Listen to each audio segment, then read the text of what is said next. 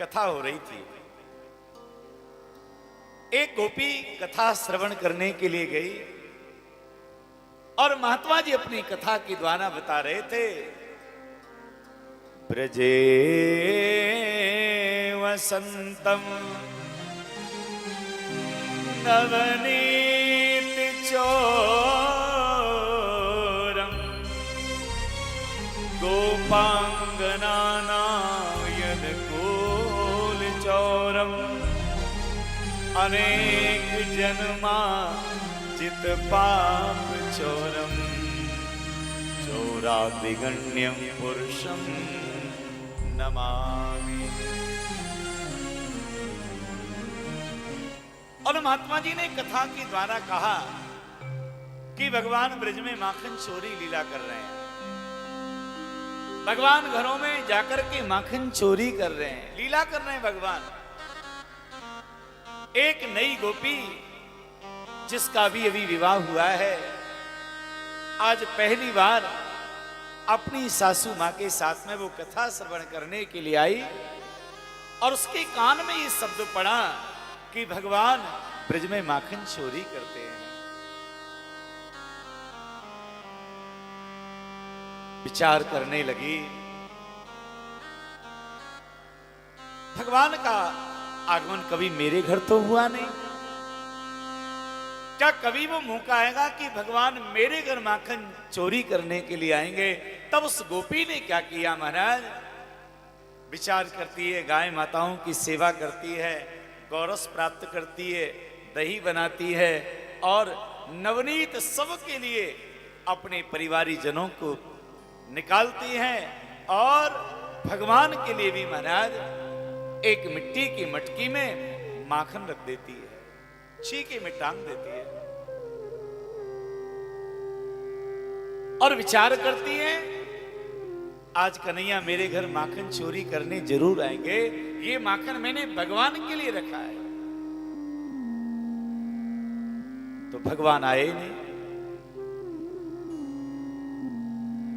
गोपी विचार करने लगी, भगवान मेरे घर भला कैसे आएंगे? इतना बड़ा ब्रजमंडल है, मेरे घर को भगवान जानते थोड़ी है। तो आज मैं भगवान के मंदिर में जाकर भगवान को निमंत्रण देकर के आऊं। भैया ये सत्य कथा है। गोपी ने क्या किया, छोटी सी मिट्टी की मटकी माखन से भर लिया, एक वस्त्र उसमें रखा ऊपर और वो गोपी महाराज श्रीनाथ जी के मंदिर में पहुंच जाती है।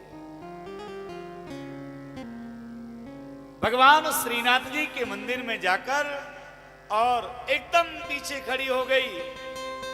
अनेक भक्त भगवान श्रीनाथ जी का दर्शन करना है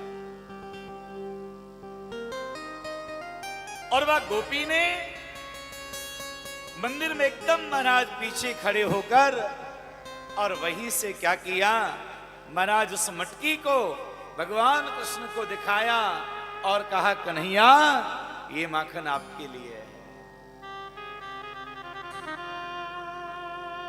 पर यहां पर मैं भोग नहीं लगाऊंगी, आपको मेरे घर आना पड़ेगा। और वो गोपी उस माखन की मटकी को लेकर अपने घर चली गई, छीके में टांग दिया और विचार करने लगी आज लाला आएंगे, आज भगवान आएंगे। नहीं आए भगवान।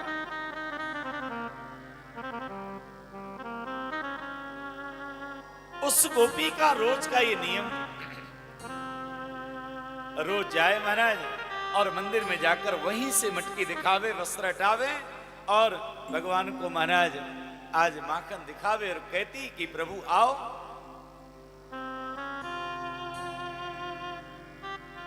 अनेक भक्त भगवान के सामने बैठे रहते और भगवान के चरणों में एक सखा बैठे रहते जिनका नाम कुंभन दास, आयु 80 साल की। लेकिन आज कुंभन दास भगवान का मुखमंडल निहार रहे थे और उसी समय क्या हुआ, वो गोपी आई और गोपी ने नवनीत भगवान को दिखाया, इशारा कर रही है प्रभु मेरे घर आओ। सोई भगवान के मुंह में पानी आ गया। कुंभन दास जी कहने लगे जय जय क्या हुआ? भगवान कहने लगे कुंभना कहा बताऊं, एक गोपी रोज मंदिर में आवे और बिल्कुल पीछे खड़ी होकर के वहीं से माखन की मटकी को दिखावे पर भोग नहीं लगावे। वो गोपी कहती है मेरे घर आओ, जब मेरे घर में आके माखन चुराओगे ना तभी आपको भोग प्राप्त होगा। रोज निमंत्रण दे के जावे।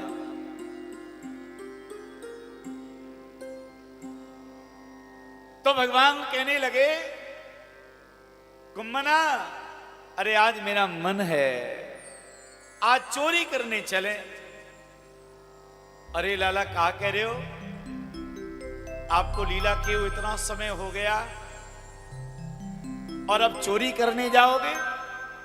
कन्हैया बोले हाँ कुम्मना, बड़ा मन है कि हम चोरी करवे जाएं और तुमको साथ चलना पड़ेगा। कुम्मन दास जी कहने लगे लाला कहा कह रहे हो, लोग क्या कहेंगे, हम चोरी करने जाएं और मैं तुम्हारे साथ में जाऊं? कन्हैया मैं जाने वाला नहीं।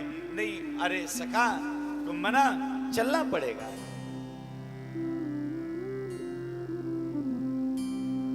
कुम्मन दास जी कहने लगे लेकिन लाला कब चलोगे? अरे दिन में जाएंगे, लोग क्या कहेंगे?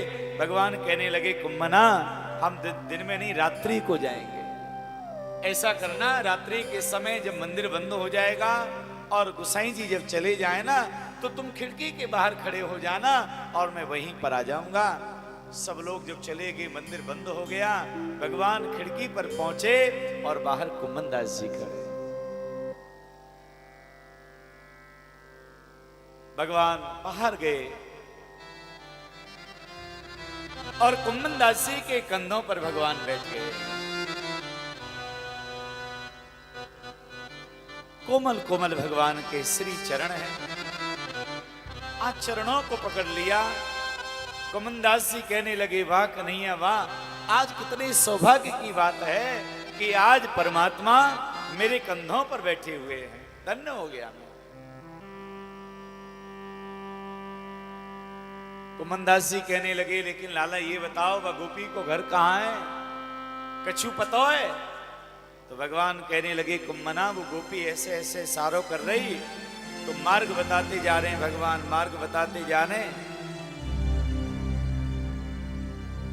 और धीरे धीरे वह गोपी के घर पहुंच गए।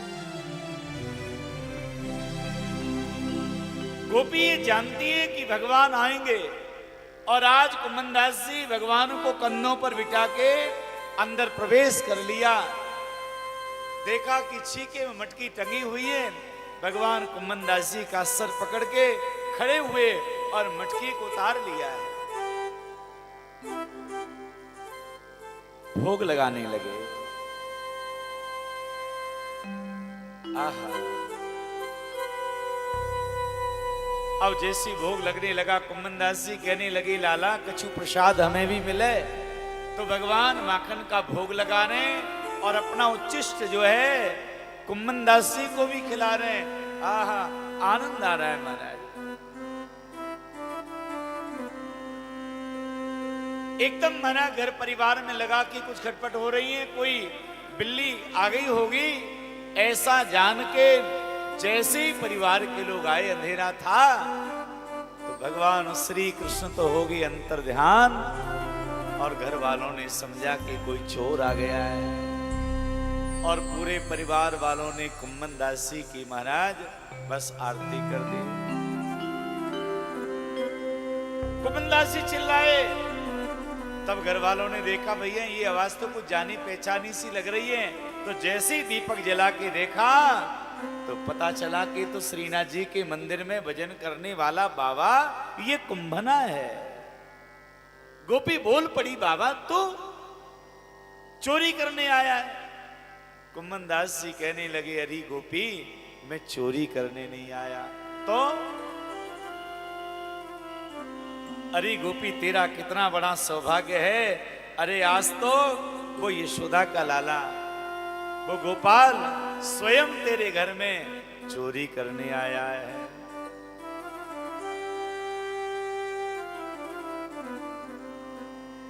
तू है सखी बड़ भाग्य बड़ी, नंदलाल तेरे घर आवत है।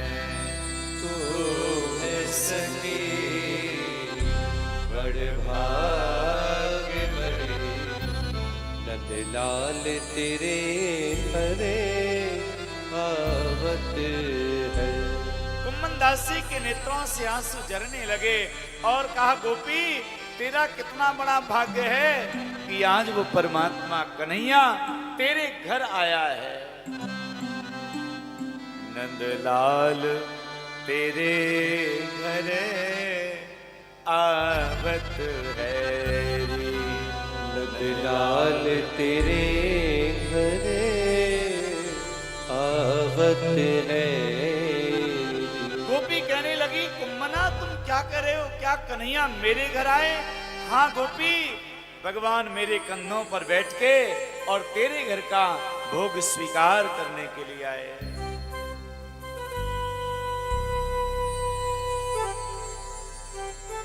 अरे मैं श्रीनाथ जी के मंदिर में जब बैठा रहता हूं ना, पूरा संसार सभी भक्त लोग कन्हैया का श्रृंगार करते हैं, भगवान को सजाते हैं। निज कर गोथ सुमन के गजरा, अपने हाथ फेरावत है रे। निज कर गोथ सुमन के गजरा, अपने हाथ पहरावत है। तू है सखी बड़े भाग्य बड़ी, नंदलाल तेरे घर आवत है। तू है सखी बड़े भाग्य बड़ी, नंदलाल तेरे हरे आवत है। कुम्मन दासी कहने लगे, गोपी सब लोग कृष्ण के गुणों का गान करते हैं, सब लोग कृष्ण की जय जयकार करते हैं, लेकिन गोपी तेरे भाग्य की मैं कितनी सराहना करूं। सब कोई इनके गुणन बखानत, सब कोई इनके गुणन बखान, पर ये तेरो गुणे गावत है रे।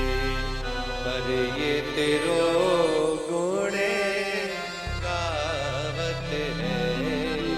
कुम्मन दासी कहने लगी, गोपी सब कृष्ण के गुणों का गान करते हैं, लेकिन कन्हैया वहां मंदिर में बैठ कर के गोपी तेरे गुणों का गान करता है।